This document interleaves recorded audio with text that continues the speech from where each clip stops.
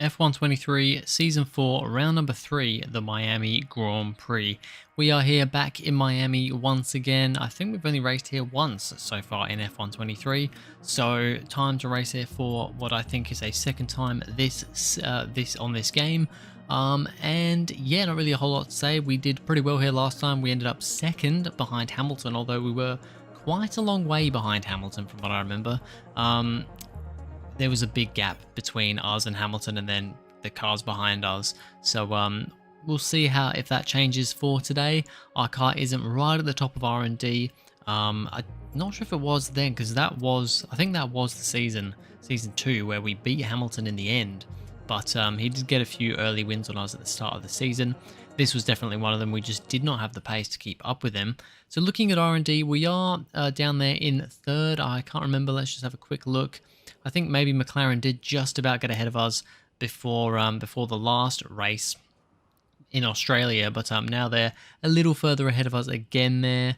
Or maybe they've only just overtaken us now. I don't know, but it is very close on R&D there. But yeah, we're still in that top group. Aston Martin though still well ahead, really showing some good pace. I mean, Russell has won the first 2 races, so he's been pretty good, and both pole positions so far have been Aston Martin drivers as well. They've got 1 apiece.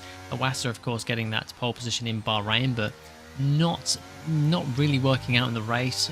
He did end up getting second place in the end, but bit of a strategy blunder by the team meant that he couldn't really fight with Russell for that win. But yeah, we'll see what we can do. We haven't been on the podium yet. We go quickest in Q1. Pretty good second flying lap there for me to put us at the top. Albon's there in P10, so not quite as high up as I would have liked, but it is only Q1. Both Hasses, both AlphaTauris, and both Alfa Romeos out in Q1. Also, Esteban Ocon there with a 5-second penalty. I'm guessing, didn't actually have a look. I'm guessing that was for like blocking or something, you know. That seems to happen quite a lot in qualifying on this game. Very unfortunate. I really wish they would have fixed that, but it doesn't seem like they're going to. So let's just hope that that gets fixed for F124. Q2, as you can see, pretty good lap going at the moment. Purple through sector 2. We're currently outside the top 10, so we need to set a better lap time here, but we are considerably up on our previous quick time, 6/10 up already as we come around the final couple of corners here. Very tricky final couple of corners here. Car wants to get sideways around those last couple of corners. We cross the line. It's another very good time for us. It's well, actually no, it's still good. It's P6 though. Albon actually P2 there, putting in a very good performance. The biggest surprise, probably De Vries isn't really a surprise. Tsunoda in P11, the main one, I guess, knocked out in Q2 there. But it's got to be someone, and Ferrari are, to be fair, towards the bottom end of that kind of front group. So yeah, we'll just have to see how this goes. Drugovich once again outperforming and out-qualifying Sargent in the Williams. He's doing such a good job, Drugovich, in his first season in Formula 1, only his 3rd race, and that is 3-0 to him in qualifying against Sargent, who, this is his 4th season in Formula 1 and with that team. So yeah, not looking good for Sargent. It would be pretty crazy if Drugovich manages to score points for Williams this season and Sargent doesn't. He's very close to it. He's been, kind of just outside the top 10, like 12th, 13th-ish, every race so far this season. So have to see what he can do this season, if that Williams does get any better. See if they can pick up any nice little points here and there, because every point will count for that team. As you can see, my Q2 time going okay. Wasn't the perfect lap. We are sitting P10 right now, but that's mainly because my first run I did was just on a set of used soft tires, so it wasn't the greatest first run, but it was to be expected. As we now come down this back straight into the braking zone, pretty well on the brakes there, but yeah, you've just got to be careful around that corner. Car gets a little loose around that one there, and then just hug the inside as much as you can. It's a purple final sector. In the end though, it is only P7 for us. Albon though P10, so after looking pretty promising with that P2 in Q2, he's unfortunately only P10 in Q3 here, and that's where we'll be starting on the grid. We're P7. George Russell gets the pole position, back-to-back poles for him. Iwasa's down there in P9, so not as good for him in that Aston Martin, considering how quick that car is. But let's see what the race has in store. Well, it's no secret that F1 is booming in popularity right now in the USA. Today's race, one of 3 in the United States, is a testament to that. It's time for the Miami Grand Prix. Sitting at the southeastern coast of Florida, the Miami International Autodrome has 19 corners and 3.36 miles of racing. It's a circuit designed to encourage close racing while meeting the highest safety standards. Either way, I'm sure it's one that will please the fans. Off the back of a fantastic qualifying session, it's time to see how our starting grid looks like for today's race. George Russell will begin today's event in pole position, and a very happy Carlos Sainz will start second. Considering the rest of the grid, we have Hamilton, Norris, Oscar Piastri, Verstappen, Davies, Leclerc, Iwasa, Albon, Tsunoda, Drugovich, De Vries, Gasly, Sargent, Liam Lawson, Doohan, Magnussen, Ocon, Joe, Bottas, and Lance Stroll brings the grid to a close. And now it's time to head down to the track. Anthony Davidson, a very warm welcome to you as you join me in the commentary box for today's event. A warm welcome to Anthony Davidson, who is beside me in the commentary box today. Come on then, let's talk about Alpine. There have been some tweaks to the power unit regulations, of course, and I have to say it doesn't seem, so far at least, that they've been able to keep up. It doesn't look promising for them so far. And if the new regs have hit them as hard as we think, well, I suspect they may need a few late nights at the factory to get back on track. Alright, here we go for the Miami Grand Prix in Season 4 of F1 23. 5 red lights are out and we are underway. It's a good start for us. It is not a great start for, I think that's Piastri ahead of us in the McLaren. We're side by side with, I think that was Verstappen, and now we're actually jumping to try and get past Lando Norris, but we don't manage to make that move stick. But we've made 2 positions off the start on Piastri and on Verstappen there, starting on the medium compound tyres, as is I think everyone else apart from maybe Russell. I think Russell might be on the softs. And Iwasa as well, also on the softs inside the top 10. Everyone else on mediums, and then pretty much everybody else outside the top 10 is on soft compound tyres because they had 1 extra set. So it's been a decent start for us. We're right at the back of Norris here, and we're actually going to see if maybe with a bit of a slipstream here we can get past Norris. We're going to go for it round the outside, get a little bit boxed in by Carlos Sainz in the Red Bull.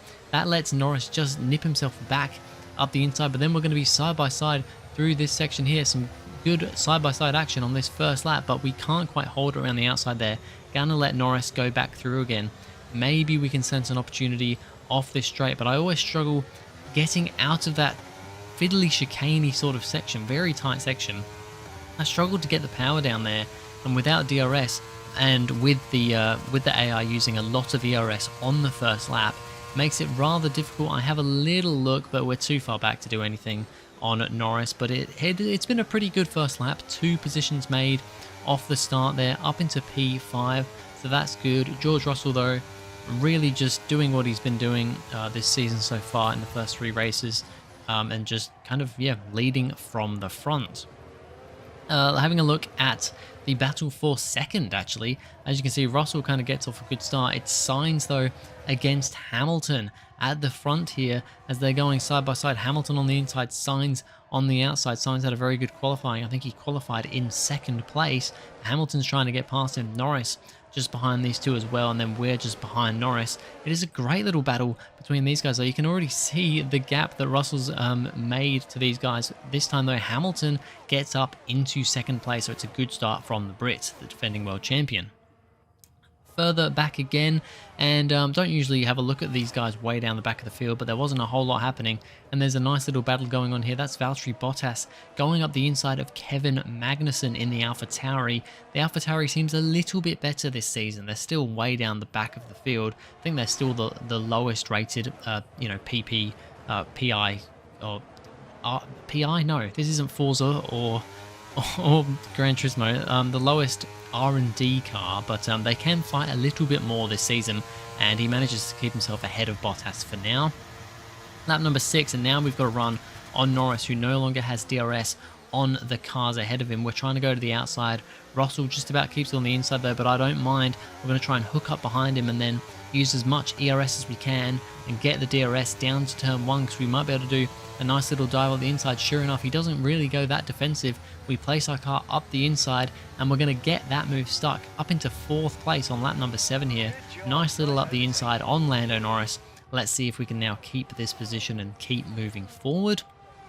The battle behind continues, however now, instead of Bottas attacking Magnussen, it is Stroll in the other AlphaTauri now attacking Bottas in the Alfa Romeo. Lance Stroll we haven't seen a lot of since he left Aston Martin, a couple of seasons ago, because yeah, this car was absolutely dreadful last season, but now he's managed to get past Bottas all the way down in about P18, 19 or something, so it's definitely not for points.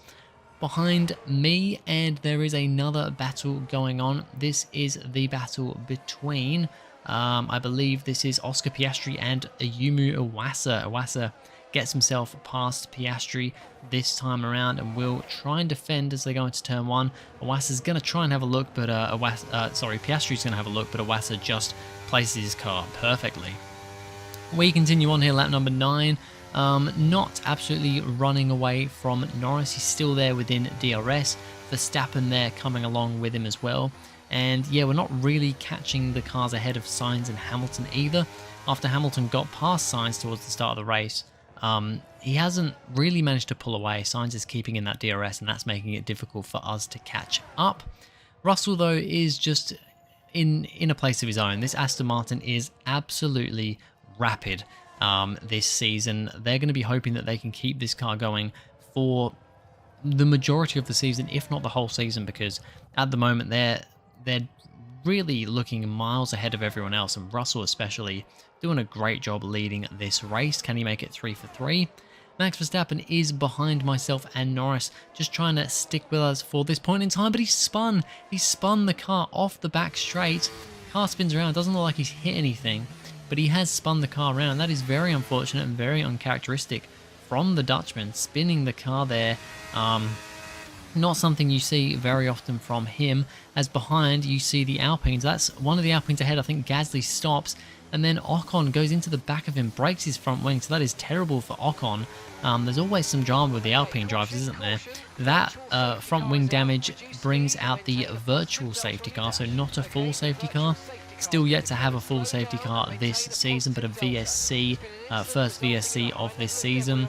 So that'll just slow us down a little bit and keep Norris right on the back of us.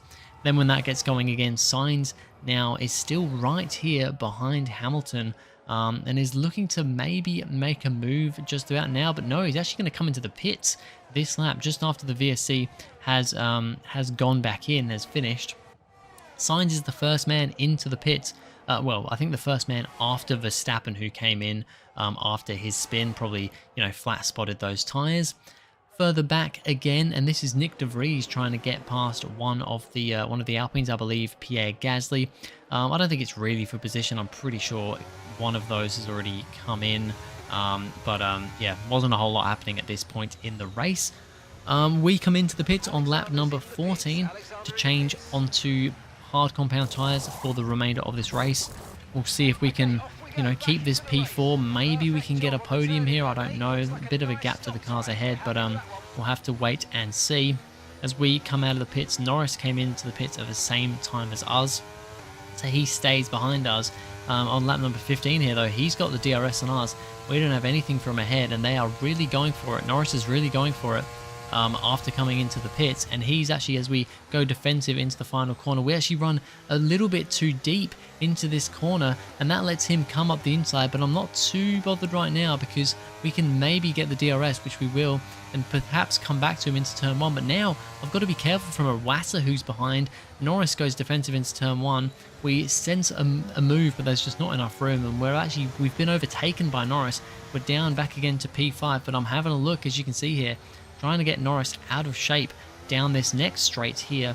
But we still have the force that is Iwasa behind us, who's on medium compound tyres and putting some decent pressure on. But now we've managed to get a bit more of a gap to him.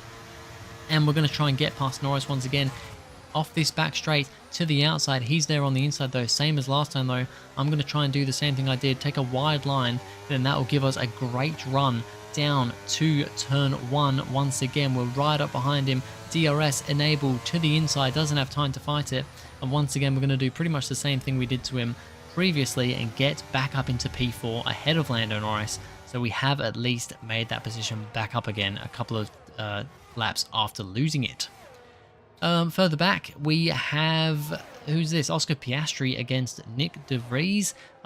So I would say that De Vries, yeah, was on a different strategy to Gasly because Gasly's a fair way behind these guys now. Gasly probably hadn't come into the pits yet. And yeah, Piastri trying to get past De Vries here. I think these guys are on slightly different strategies because De Vries, I think, started on softs being outside the top 10. Piastri manages to get past. There's then a bit of a battle, I was talking about the Williams drivers earlier, between the two Williams drivers. So Drogovic trying to get past Sargent here. I'm not sure how they've ended up swapped around because Drogovic was ahead of Sargent in the race, and in qualifying he now finds himself behind though, but is now trying to get back past his teammate. It is a Williams battle here, and we're seeing the youngster of Felipe Drogovic make the move and get past his more experienced teammate. This guy is something to look forward to. He's really doing a very good job. Now, Carlos Sainz, after his early pit stop, managed to get himself up into second ahead of Hamilton, but is now coming into the pits for a second time. And as you can see, he's on medium tyres here. He's gone medium, medium, and I assume now soft. So Red Bull putting him and Verstappen on a 2-stop. Not sure that was the best way to go there because he's now dropped out pretty close to the back of the points, or maybe even out of the points. And it's even worse for Liam Lawson in the Haas. His car has gone up in smoke, and 21 laps in, he will be the first retirement of this race. Very unfortunate for him. That Haas, yeah, not very good anyway. So wasn't looking to score points anyway, but very unfortunate. We are still finding ourselves under pretty immense pressure from Lando Norris. He's right behind us, so is Iwasa, and we're just having to defend as well as we can. It is pretty crazy, but we're just managing to stay where we are. There's a bit of a train towards the back end of the field here. You've got De Vries, then Leclerc, then you've got Albon and Sainz in P10. So after his pit stop, Sainz is now P10. So I do not know what Red Bull were doing with their strategy. I can kind of understand why they put Verstappen on a 2-stop, because maybe he flat spotted those tyres after the spin. I don't know why they put Sainz on a 2-stop. He was looking pretty good for a podium here. You know, he was a fair way ahead of us. He was at least going to get a P3. But yeah, for some reason, they put him on a 2-stop. And he's now probably going to finish P10 unless he can get past Albon and maybe a couple of others ahead of him. But it's George Russell who wins his 3rd race on the bounce. He's the only driver to win in Season 4 so far. That is 3 for 3 for George Russell. He was just absolutely way ahead of everyone else, just like he was in the last couple of races, and wins once again, extends his growing lead in this season's championship. And we, with Sainz coming out and, you know, doing that second pit stop, means we ended up with a podium. It's our first podium of the season. P3 for us. We started catching actually Hamilton right at the end there, but wasn't enough. He was too far ahead of us. But our first podium for season 4. That's a pretty good one. They've done it then. A truly magnificent win here at the Miami International Autodrome.